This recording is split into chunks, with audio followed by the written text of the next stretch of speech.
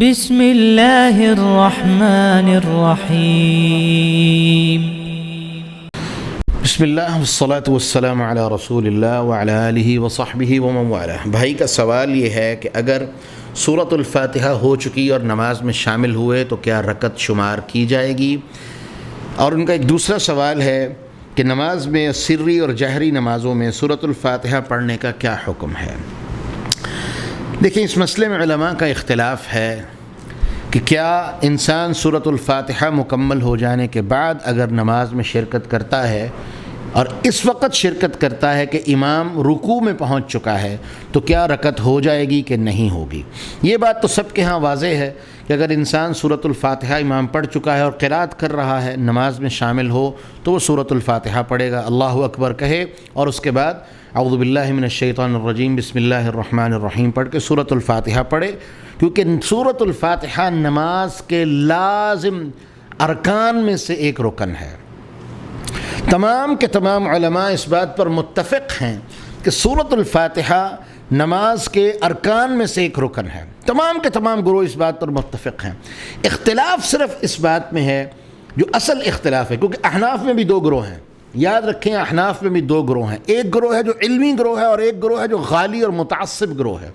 غالی اور متعصب گروہ وہ یہ کہتا ہے کہ جی قراءۃ الامام قراءۃ اللہ، ایک ضعیف اور جھوٹی حدیث کا انہوں نے سہارا لے رکھا ہے، جس کو ثابت کرنے کے لیے ازل سے لے کے آج تک وہ ایڑی چوٹی کا زور لگاتے آ رہے ہیں، لیکن آج تک ثابت نہیں ہو سکی۔ ان کا کہنا یہ ہے کہ جی امام کی قراءت ہی مقتدی کی قراءت ہے، امام مقتدی کو قراءت کرنے کی ضرورت نہیں، یہ حدیث ثابت نہیں، سخت ضعیف روایت ہے جس کے بیان کا یہ محل نہیں ہے۔ ایک وہ گروہ ہے جو یہ کہتا ہے اور اس حدیث کو اپنے لیے سہارا بناتا ہے۔ احناف میں بھی جو پڑھے لکھے احناف ہیں اور سمجھدار ہیں، اس بات کو تو وہ مانتے ہیں کہ قراءت یعنی سورۃ الفاتحہ نماز میں پڑھنا یہ واجب ہے، رکن ہے۔ اختلاف کس بات پہ ہے کہ سری نمازیں ظہر اور عصر، ان میں مقتدی پر سورۃ فاتحہ پڑھنا واجب ہے اور اس کے ساتھ ساتھ کوئی سورت بھی وہ شامل کرے گا۔ اس بات پر سارے گروہ متفق ہیں۔ اختلاف کس میں ہے؟ اختلاف اس میں ہے کہ جب اونچی آواز میں فجر، مغرب اور عشاء، ان نمازوں میں جب امام قرات کر رہا ہوگا تو کیا مقتدی قرات کرے گا یا نہیں کرے گا؟ اہل الحدیث کے ہاں، اہل السنہ والجماعہ کے ہاں مقتدی کو ہر حال میں قرات کرنی ہے، سورۃ الفاتحہ امام کے پیچھے پڑھنی ہے۔ کیوں؟ اللہ کے رسول صلی اللہ علیہ وسلم کی حدیث، عبادہ بن صامت کی روایت کہ لا صلاۃ لمن لم یقرأ بفاتحۃ الامام، لا صلاۃ لمن لم یقرأ بفاتحۃ الکتاب، جس بندے نے سورۃ الفاتحہ نہیں پڑھی اس کی کوئی نماز نہیں۔ شاگرد نے ابو ہریرہ رضی اللہ عنہ سے پوچھا، احیانا یکون وراء الامام، ابو ہریرہ ہم کبھی کبھی امام کے پیچھے ہوتے ہیں تو کیا کریں؟ یعنی امام کے پیچھے بھی سورۃ الفاتحہ پڑھیں یا نہ پڑھیں؟ تو ابو ہریرہ رضی اللہ عنہ نے ان کا جو فارسی شاگرد تھا اسے کیا کہا؟ اقرأ بها فی نفسک یا فارسی، اے فارسی اسے اپنے دل میں پڑھو۔ یعنی کیا مطلب؟ چاہے آپ امام کے پیچھے ہیں یا اکیلے ہیں، ہر حال میں آپ کو سورۃ الفاتحہ پڑھنی ہی پڑھنی ہے، چاہے آپ سری نماز میں ہیں جہری نماز میں ہیں، ہر حال میں فاتحہ کی قرات اہل الحدیث کے ہاں، اہل السنہ والجماعہ کے ہاں لازم ہے۔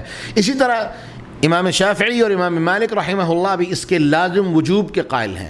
البتہ حنبلی اور حنفی، جو حنفیوں کا پڑھا لکھا گروہ ہے، وہ اس بات کے قائل ہیں کہ جو جہری نمازیں ہیں یعنی فجر، مغرب، عشاء، ان میں مقتدی اگر امام کی قرات پر اکتفا کر لے تو اس کے لیے کافی ہے، لیکن بہتر یہ ہے کہ وہ پڑھ لے۔ البتہ احناف اس بات کے قائل ہیں کہ نہیں، وہ مقتدی جب امام اونچی آواز سے پڑھ رہا ہے تو قرات نہیں کرے گا۔ مختصر بات یہ، اہل الحدیث کے ہاں حدیث کی روشنی میں سورۃ الفاتحہ کا نماز میں پڑھنا ایک واجب اور رکن ہے، جس کے بغیر نماز نہیں ہوتی۔